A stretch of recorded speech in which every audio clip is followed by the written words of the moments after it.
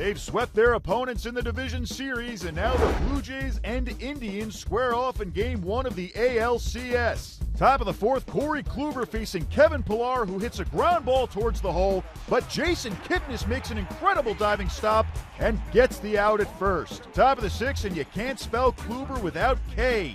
He strikes out Jose Bautista for out number 1, and then Michael Saunders to end the inning. And now for some offense. Bottom of the sixth, Marco Estrada facing Francisco Lindor with a runner on, and Lindor hits it deep, a 2-run shot to right center. Indians take a 2-0 lead. Top of the eighth, Andrew Miller preserving that lead as he strikes out Jose Bautista, and then Russell Martin to end the inning. Top of the ninth, Kevin Pillar is the last hope for the Jays, but Cody Allen gets him to ground out to short to end the game as Allen notches his 3rd save this postseason. 2-0 Indians is your final score, their first ALCS win since 2007. The series continues with Game 2 on Saturday. Jay Happ will take the hill for the Blue Jays. He'll square off against Josh Tomlin.